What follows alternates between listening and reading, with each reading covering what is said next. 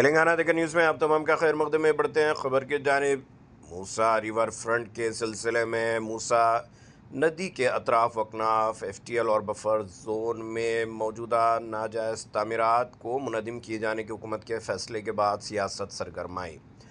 बताया गया कि KTR अंबरपेट इलाके में पहुँचे, उनके साथ कई सियासी कायदीन व MLAs मौजूद थे। इस मौके पर उन्होंने कांग्रेस को तनकीद का निशाना बनाया। साथ ही साथ हुकूमत पर इल्ज़ाम आयद किया कि ऐसा कौन सा डेवलपमेंट है जो लोगों के घरों को तोड़कर किया जा रहा है। आइए सुनते हैं उन्हीं की ज़बानी। अगर अभी तक आपने ये चैनल को सब्सक्राइब नहीं किया तो फौरी कर लें। आलमी मुल्की रियासती मुकामी खबरों के लिए देखते रहिए आपका अपना चैनल तेलंगाना डेक्कन न्यूज़।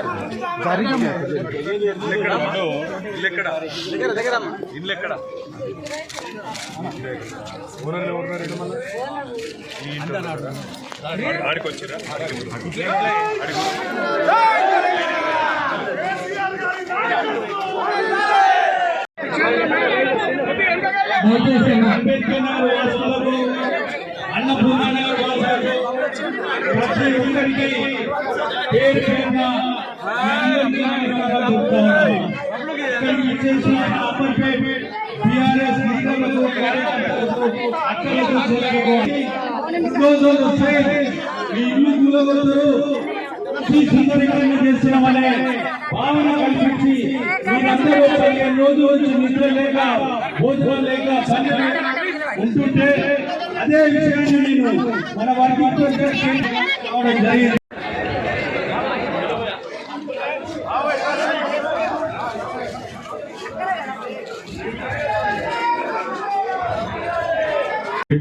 ఇలా రేవంత్ రెడ్డి 100 రోజులు 6 గ్యారంటీలు అని చెప్పి 420 హామీలు ఇచ్చిండు. అవన్నీ మర్చిపోయింది, అటక మీద పెట్టిండు. ఇందిరమ్మ రాజ్యం అన్నాడు, ఇంకోటి అన్నాడు. రాగానే 1,50,000 కోట్ల దుకాణం మొదలుపెట్టిండు. అసలు నాకు తెలియక అడుగుతా, మా ప్రభుత్వం ఉన్నప్పుడు ఇదే ప్రాజెక్టుకు మేము లెక్క కట్టింది 16,000 కోట్లలో అయిపోతుందని లెక్క కట్టినది. మరి ఇలా ఎగ్జామ్ 10 రెట్లు ఎట్లా పెరిగింది? సమాధానం చెప్పేటోడు లేడు. ఇప్పుడు నేను అడిగిన మా ఆడబిడ్డల్ని, ఎవడన్నా అధికారం వచ్చి చెప్తున్నా మీకు చక్కగా ఏం చేయబోతున్నారు, ఎట్లా ఇస్తారు, లెక్క కట్టిస్తారా, మనకు ఇల్లు కూడా కొట్టేది దాని విలువకు 3 ఇవ్వాలి, ఇంట్లో ఒకరికి ఉద్యోగం ఇవ్వాలి. ఇవన్నీ చేయకుండా 5 లక్షల రూపాయలు మీరు తరలిచిపోయేందుకు 5 లక్షలు అదనంగా ఇవ్వాలి. ఇవన్నీ చెప్పాలి మీకు, ఇట్లనే పబ్లిక్ హియరింగ్ పెట్టి చెప్పాలి. అంతేగాని సాటుగా వచ్చి రాసుకుంటాం, సర్వే చేస్తాం, మా అయ్యే జాగిర్ లెక్క ఎటువంటి తట్టు చేస్తాం, తెల్లారి పోలీసులను పెట్టి బుల్డోజర్ పంపుతాం అంటే చూసుకుంటా ఊకునేందుకు కేసీఆర్ గారు మేము ఎవ్వరం కూడా సిద్ధంగా లేము. మీతో పాటు ఖచ్చితంగా కొట్లాడతాం ఈ ప్రభుత్వం మీద అనే మాట, ఒక్క ఇల్లు కూడా డిస్టర్బ్ కాకుండా కొట్లాడతాం అనే మాట నేను మీకు ఇస్తా ఉన్నా.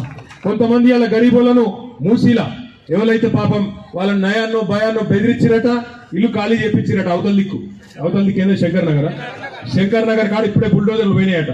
నేను రేవంత్ రెడ్డికి ఒకటే చెప్తున్నా, నీకేమైనా బుద్ధి జ్ఞానం ఉంటే, సిగ్గు లజ్జ ఉంటే, నిన్ననే హైకోర్టు నానా దొబ్బులు దొబ్బింది మిల్ల, నిన్ననే తిట్టింది హైకోర్టు. ఎందుకు చేస్తున్నా ఇష్టం ఉన్నట్టు బుద్ధి జ్ఞానం లేదా అని. అయినా నీకు సిగ్గస్తలేదు. ఇవాళ మళ్ళీ పోయి అక్కడ డ్రామా చేస్తున్నావు.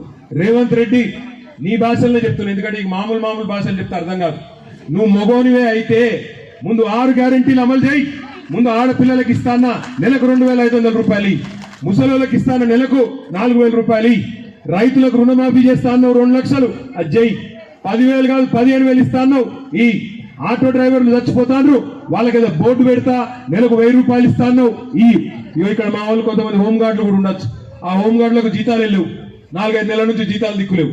గా పని చేయి, పేదవాళ్ళని ఆదుకో. బస్తీలలో ఉన్న వాళ్ళకు దమ్ముంటే కేసీఆర్ 1,00,000 డబుల్ బెడ్రూమ్ ఇల్లు కడితే మొగోను అయితే నువ్వు 2 లక్షలు కట్టు, వద్దంటలేవు. కానీ ఉన్న ఇంట్లోకి వెళ్ళి తీసి బయట వాడేస్తామంటే మాత్రం ఊకోమెట్టి పరిస్థితులు అనే మాట నేను విజ్ఞప్తి చేస్తా ఉన్నా. ఎవరి కోసం ఇక్కడ ఉన్నాయన్ని బొందల గడ్డలు చేసి ఇక్కడ ఉన్న వాళ్ళందరినీ లేపేసి దాని మీదకి వెళ్ళేదో కడతా అంటే ఎవరి కోసం అని నేను అడుగుతున్నా. నువ్వు చెప్పిన మాటలేంది? గవర్నమెంట్లకు రాకముందు గరీబులను మంచిగా చూస్తా అని చెప్పినావు, రైతులను మంచిగా చూసుకుంటా అని చెప్పినావు, పెద్ద మనుషులను నడుచుకుంటా అని చెప్పినావు, అత్తలను చూసుకుంటా, కోడలను చూసుకుంటా, నల్ల బిల్లులు కడతా, కరెంటు బిల్లులు కడతా, మీరు కట్టే అక్కర్నే లేదు, సోనియా గాంధీ కడుతుంది, ఫ్రీ గ్యాస్ ఇస్తా, ఫ్రీ బస్సు పెడతా, ఇన్ని కథలు చెప్పిండు. ఇవాళ ఎప్పుడైనా చెప్పిండా ఇల్లు గులగొడతా అని? ఇల్లు గులగొడతా అంటే ఓట్లు పడుతుండేనా? మరి ఇంకొక మాట అడుగుతున్నా, ఇగో మీరు గెలిపించిన ఎమ్మెల్యే ఇక్కడ ఉన్నాడు. మీరు గెలిపించిన ఎమ్మెల్యే మీకోసం కాలేరు వెంకటేష్ నేను అడ్డం వస్తా అని చెప్పి ఆయన ఇక్కడ నిలబడ్డాడు. మరి నేను ఒక్క మాట అడుగుతున్నా మిమ్మల్ని, నేను ఒక్క మాట అడుగుతున్నా, మీరు గెలిపించిన ఎంపీ ఏడవేండు? మీరు గెలిపించిన ఎంపీ, మీరు ఓట్లేసి అంబర్పేట నుంచి గెలిపించిన కిషన్ రెడ్డి ఏడవేండు? ఎందుకు మాట్లాడతలేడు? మరి ఏం అసలు మా ఇద్దరు ఏమైనా బదులుకున్నారా ఏంది? కిషన్ రెడ్డి రేవంత్ రెడ్డి బదులుకున్నారా గరీబ్ గాలను లేపేమని? అందుకే నేను అడిగేది మిమ్మల్ని అర్థం చేసుకోండి. ఎవరు గరీబ్ వాళ్ళతో ఉంటారో అర్థం చేసుకోండి, ఎవరు మీకు కష్టం వచ్చినప్పుడు మీతో ఉంటారో చూడుండ్రి, ఎవరి నియతేందో తెలుసుకోమని చెప్పి నేను అడుగుతా ఉన్నా. దేవుని పేర్లు చెప్పి ఓట్లు వేయించుకుంటూ కాదు, పేద ప్రజలే దేవుళ్ళు అనుకుంటే వాళ్ళకి కష్టం వచ్చినప్పుడు వాళ్ళ కోసం నిలబడేటువంటి నాయకుడు తప్ప ఇలా దేవుని పేర్లు చెప్పుకొని ఓట్లు వేయించుకొని డబ్బల ఓట్లు వేయించుకొని పదవులలో కూర్చొని ప్రజలకు కష్టం వచ్చినప్పుడు తప్పించుకుపోయేటోడు నాయకుడు ఎట్లయితారని అడుగుతున్నా కిషన్ రెడ్డిని నేను.